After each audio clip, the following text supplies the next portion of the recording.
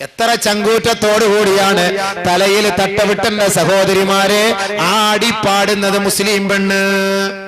ഹയാ പോയില്ലേ മോളെ, ഈമാന് നഷ്ടപ്പെട്ടില്ലേ മോളെ. അള്ളാന്റെ മുന്നിൽ കുനിക്കേണ്ട തല അവിടുത്തെ ജഡ്ജസിന്റെ മുന്നിൽ കുനിക്കുന്ന പെണ്ണേ, നീ കുഫറല്ലേ വിലക്ക് വാങ്ങുന്നത് പെണ്ണേ. ഇവളെയൊക്കെ പള്ളിയിൽ കൊണ്ട് അടക്കല് തന്നെ തെറ്റ്. അള്ളാന്റെ മുന്നിൽ കുനിക്കേണ്ടതിന് പകരം ഓ എടി പെണ്ണ് അടിപൊളിയായിരുന്നു, താങ്ക്സ് സാർ, താങ്ക്സ് സാർ.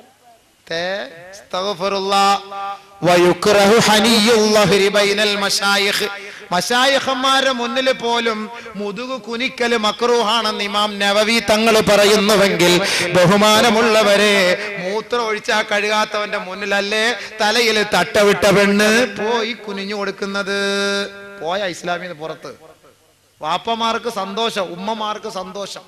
കുനിയട്ടെ, അവള് കുനിയട്ടെ. 25 ലക്ഷത്തിന്റെ ഒരു വീട് കിട്ടൂലേ? 25 ലക്ഷം ഇവിടെ കിട്ടും. കബറിനകത്ത് കൊണ്ടുവയ്ക്കുമ്പോ നല്ല പുഴുക്കളും പാമ്പുകളും കൂടെ ഉള്ള വീടായിരിക്കും അള്ളാഹ് കൊണ്ടു തരിക. ഇങ്ങനെ വരും. അപ്പൊ ഈ ഒപ്പിട്ടവനും കാണൂല, ഈ വീടിന്റെ താക്കോൽ കൊടുത്തവനും കാണൂല, ഇങ്ങോട്ട് പാട്ടുപാടാൻ പ്രേരിപ്പിച്ചവളും കാണൂല, വാപ്പായും കാണില്ല, ഉമ്മായും കാണില്ല. അപ്പുറത്തൊന്നും കൊത്ത്, ഇപ്പുറത്തൊന്നും കൊത്ത്, ചുറ്റല്, കണ്ണി കൊത്തല്, ശരീരത്തിൽ കൊത്തല്, പാമ്പ് വരല്, തേള് വരല്, പഴുതാര വരല്, നിലവിളിയോടെ നിലവിളി. യാ വൈലത്താ, യാ ഹസ്രത്താ, ഒന്നെന്നെ അങ്ങോട്ട് തിരിച്ചുവിടണേ, ഞാൻ എന്തോടെങ്കിലും ചെയ്തോളാം, അറിവില്ലാതെ ചെയ്തു പോയേ, ഇങ്ങനെ കൊണ്ടെന്ന് അറിയില്ലായിരുന്നു, ഇപ്പോഴാണ് മനസ്സിലായത്. അല്ലോ ഒന്ന് മടക്കി വിടണേ, മടക്കി വിടണേ.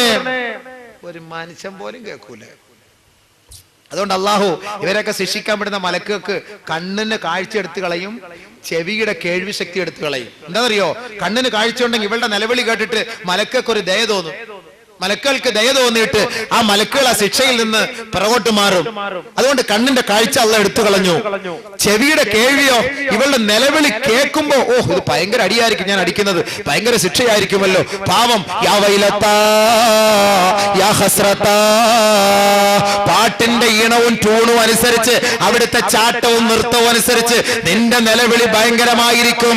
ആ ശ്മശാനത്തിൽ മഖ്ബറയുടെ പരിസരത്തെങ്ങാനും ഏതെങ്കിലും ഒരു മൃഗത്തെ കൊണ്ട് കെട്ടിയിട്ടിട്ടുണ്ടെങ്കിൽ ആ മൃഗം പോലും നിന്റെ നിലവിളി കേട്ടിട്ട് ഓടുമെന്ന് പ്രവാചകൻ പഠിപ്പിച്ചുവെങ്കിൽ മറ്റാർക്കും അത് കേൾക്കാൻ അല്ലാഹു അവസരം നൽകിയിട്ടില്ല.